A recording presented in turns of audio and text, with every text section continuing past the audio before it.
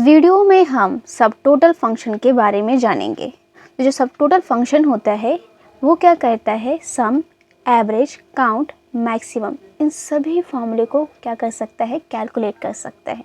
Excel के बहुत सारे जो फंक्शंस हैं वो हम सब टोटल फंक्शन से कैलकुलेट कर सकते हैं। चलिए देखते हैं सब टोटल फंक्शन के क्या क्या बेनिफिट है। एक बेनिफिट तो हम पढ़ चुके हैं कि बस आप सब टोटल फंक्शन से ही एक्सेल के काफ़ी सारे फंक्शन का काम करवा सकते हैं। तो यहाँ पर एक एग्जांपल दिया गया है, इस एग्जांपल से हम सब टोटल फंक्शन के बेनिफिट्स के बारे में जानेंगे। तो यहाँ पर हमें टोटल निकालना है, तो सबसे पहले हम सम फंक्शन यूज़ करके टोटल निकालते हैं, उसके बाद हम सब टोटल फंक्शन यूज़ करके सम निकालेंगे। तो हमने लगाया sum function is equal to sum, bracket open, numbers मांगे, नंबर्स दे दिया, ब्रैकेट क्लोज, एंटर। अब हम सब टोटल फंक्शन लगाते हैं इज इक्वल टू सब टोटल,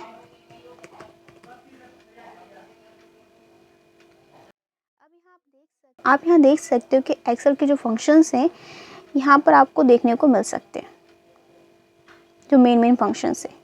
तो यहाँ में सम भी फंक्शन दिख रहा है, ये देख लीजिए कौन से नंबर पे, ये 9 नंबर पे। जैसे ही हमने सम पे क्लिक किया यहाँ पर 9 नंबर आ गया, कॉमा, मतलब अब ये सब टोटल फंक्शन किसकी तरह काम करेगा, सम की तरह काम करेगा। अगर आप यहाँ से 4 चूज़ करते हो तो फिर ये सब टोटल का फंक्शन किसकी तरह काम करेगा, मैक्सिमम फंक्शन की तरह काम करेगा। अब जो भी यहाँ से फंक्शन चूज़ करोगे सब टोटल फंक्शन उस फंक्शन की तरह काम करना शुरू कर देगा। तो हमने यहाँ पर क्या चूज़ किया, सम। तो अब हमारा सब टोटल फंक्शन किसकी तरह काम करेगा, सम फंक्शन की तरह काम करेगा। फिर इसके बाद कॉमा, इसके बाद उसने मांगा रेफरेंस, मतलब रेंज जिनका हमें सम करना है। तो हमें इन वैल्यूज़ का क्या करना है, सम करना है, ब्रैकेट क्लोज, एंटर। ठीक है, तो एक बार आप फॉर्मूला देख लीजिए। ये आपका फॉर्मूला इज इक्वल टू सब टोटल, आपको जो भी फंक्शन यूज़ करना है वो फंक्शन चूज़ करना है। इसके बाद रेफरेंस, जिन नंबर्स का आप कैलकुलेट करना चाहते हैं उनका रेंज दे दीजिए, ब्रैकेट क्लोज, एंटर। हमने सम फंक्शन देख लिया।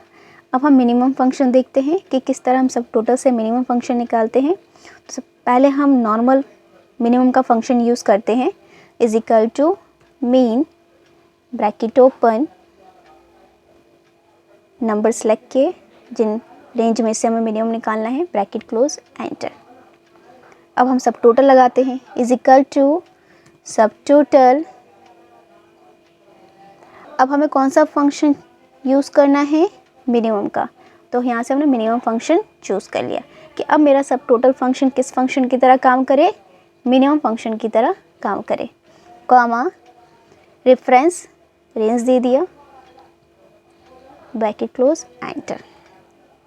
ठीक है, इसी तरह आप मैक्सिमम, पहले नॉर्मल मैक्सिमम का फंक्शन यूज़ करके हम मैक्सिमम निकालते हैं, is equal to max, bracket open, range दे दिया, ब्रैकेट क्लोज, एंटर।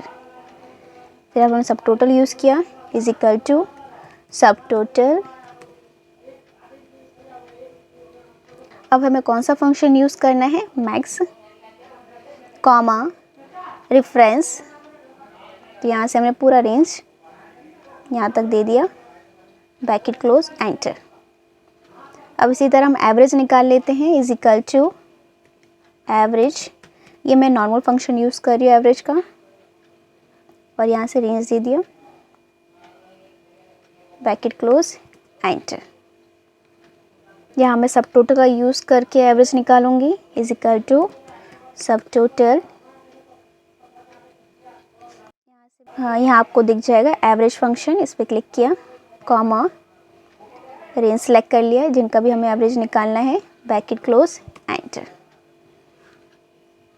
पहला बेनिफिट तो हम देख चुके हैं कि सब टोटल जो फंक्शन है वो काफ़ी सारे एक्सेल के फंक्शन का काम कर सकता है। अब दूसरा बेनिफिट हम देखते हैं, पूरे रेंज को सिलेक्ट किया और मैंने यहाँ पे क्लिक करके फ़िल्टर बटन लगा लिया, फ़िल्टर पे क्लिक किया, जैसे आप क्लिक करेंगे आप देख सकते हैं इस पर फ़िल्टर बटन लग गए हैं। अब यहाँ से मैंने स्टेट में TX स्टेट लिया। कौन सा स्टेट लिया? ओनली TX स्टेट का डाटा लिया और यहाँ पे क्या कर दिया? ओके। अब आप देख सकते हो कि आपने जो कैलकुलेशन किया था वो भी हाइड हो गया। तो क्या करेंगे, पहले इसे क्लियर करेंगे हम। सेलेक्ट ऑल पे क्लिक करके क्या कर देंगे?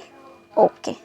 यहाँ पर एक रो ऐड कर लेंगे क्योंकि जब आपने रेंज सेलेक्ट करके फ़िल्टर बटन यूज़ किया तो यहाँ देखिए ये भी उस रेंज में काउंट हो गया। मैं चाहती हूँ कि ये जो मैंने कैलकुलेशन किया है ना वो इस रेंज में काउंट ना हो, तो मैंने क्या किया, यहाँ पे क्लिक किया, इंसर्ट में गए और इंसर्ट रो ले लिया। अब इस रो से ये डाटा अलग और ये डाटा अलग हो गया। अब मैं क्या कर लेती हूँ, डाटा को फ़िल्टरिंग कर लेती हूँ। मैंने स्टेट पे क्लिक किया, यहाँ पर लिख दिया TX और यहाँ क्या कर दिया? ओके।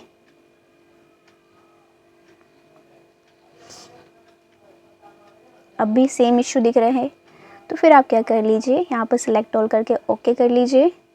इस पूरे रेंज को सिलेक्ट करिए, यहाँ पर शॉर्ट एंड फिल्टर पे जाइए, ये फ़िल्टर ऑप्शन को क्या कर दीजिए? ऑफ़ कर दीजिए। ऑफ़ करने के बाद फिर से इस पूरे डाटा को सिलेक्ट करिए, शॉर्ट एंड फिल्टर पे जाइए और फिल्टर ऑप्शन को दोबारा अप्लाई कर लीजिए। क्योंकि उस समय जब अप्लाई किया था हमने तो हमने यहाँ पे एक रो नहीं लिया था, जो हमने बाद में लिया। तो क्या कर लीजिए, पहले फ़िल्टर ऑप्शन को क्लियर करिए और फिर से लगा लीजिए। लगाने के बाद स्टेट ऑप्शन पे जाइए और डाटा को क्या कर लीजिए? फ़िल्टरिंग कर लीजिए। ठीक है, वो प्रॉब्लम ख़त्म हो गई। अब आप देख सकते हो कि जो आपने सम, मैक्स, मिनिमम, एवरेज का फॉर्मूला यूज़ करके जो कैलकुलेशन की थी, जो आंसर निकाले थे आपने, जब मैंने डाटा फ़िल्टरिंग किया तो उसके हिसाब से आंसर को चेंज होना चाहिए, बट ये आंसर चेंज नहीं हुआ। ये भी सेम आंसर दे रहे, लेकिन जो हमने सब टोटल फंक्शन का यूज़ करके जो सम, मैक्स, मिनिमम निकाला था वो क्या करता है, डाटा फ़िल्टरिंग के हिसाब से अपनी वैल्यू चेंज कर लेता है। तो दूसरा बेनिफिट ये हो गया। अब जैसे इसे क्लियर करोगे फिर आंसर वो उसके हिसाब से चेंज कर लेगा, मतलब वो डाटा फ़िल्टरिंग के हिसाब से अपने आंसर को चेंज करता है। तीसरा बेनिफिट समझने से पहले आप सब टोटल फंक्शन पे जाइए, यहाँ पे क्लिक करिए। जैसे कि मैंने यहाँ पर क्या किया, पहले क्लियर किया। तो यहाँ आप देख सकते हैं, यहाँ एवरेज काउंट ये दे रखा है। फिर जैसे आप नीचे स्क्रॉल करेंगे फिर से आपको एवरेज काउंट वही फंक्शन आपको फिर से देखने को मिल रहा है। तो अगर आप ऊपर वाले ये यूज़ करते हैं एवरेज काउंट, मैक्स, मिनिमम, तो ये क्या करता है, अगर आप डाटा हाइड करो ना तो उसके हिसाब से अपने आंसर को चेंज नहीं करता। लेकिन अगर आप ये वाला यूज़ करते हैं, ये वाले फंक्शंस 101, 102, 103 में जो दे रखे हैं वो सेम फंक्शन है, जो ऊपर है वो सेम फंक्शन नीचे दे रखा है। लेकिन अगर ये वाला यूज़ करोगे तो क्या करता है, अगर डाटा को हाइड करते तो उसके हिसाब से अपने आंसर को क्या कर लेता है, चेंज कर लेता है। जैसे कि मान लीजिए हाँ मैंने ये वाला सम फंक्शन लगा दिया जो 109 पे है, कॉमा और यहाँ से रेंज दे दिया। तो सब टोटल में भी दो तरह के फंक्शन है। अगर ऊपर वाले यूज़ करोगे तो उसमें अगर डाटा को हाइड करते हो तो वो अपने आंसर को चेंज नहीं करेगा। लेकिन अगर नीचे वाले फंक्शन यूज़ कर रहे हो आप, वही सेम फंक्शन नीचे भी दे रखे हैं, तो वो क्या करता है, अगर डाटा को हाइड करो तो अपने हिसाब से वो आंसर को क्या कर लेते हैं, चेंज कर लेते हैं। एंटर। अब जैसे कि मान लीजिए मैंने पूरा डाटा क्या कर दिया, हाइड कर दिया। इस पूरी रेंज को सिलेक्ट किया और किस पे गए, फॉर्मेट ऑप्शन पे गए और यहाँ पर हाइड एंड अनहाइड ऑप्शन पे गए। यहाँ मिल जाएगा आपको हाइड रो का ऑप्शन मिल जाएगा। इस पर क्लिक कर दिया। जैसे क्लिक किया आप देख सकते हो कि इसका आंसर क्या हो गया, चेंज हो गया। जितना डाटा शो कर रहा है उसके हिसाब से उसने सम निकाल के दे दिया। लेकिन ये वाला जब नॉर्मल सम के फंक्शन होते हैं, नॉर्मल फंक्शंस होते हैं, उसने कुछ भी नहीं किया, उसने जो पहली वैल्यू थी वही शो की। तो यहाँ पर हमने सब टोटल के 3 बेनिफिट्स देख लिए। पहला बेनिफिट था कि सब टोटल से आप एक्सेल के काफ़ी फंक्शंस कैलकुलेट कर सकते हैं। बस आपको एक सब टोटल फंक्शन याद रखना है, उससे आप काफ़ी एक्सेल के फंक्शंस निकाल सकते हो। दूसरा बेनिफिट था कि आप डाटा को फ़िल्टरिंग करते हो तो उसके हिसाब से अपने आंसर को क्या कर लेता है, चेंज कर लेता है। और ये काफ़ी अच्छा बेनिफिट है। अगर आप डाटा फ़िल्टरिंग करते हो और फिर उसके हिसाब से आपको आंसर चाहिए तो फिर से सम फंक्शन लगाना पड़ेगा। लेकिन अगर आप सब टोटल लगाते हैं तो आपको डाटा फिल्टरिंग करिए, वो उसके हिसाब से ऑटोमेटिक आंसर खुद ही चेंज कर लेगा।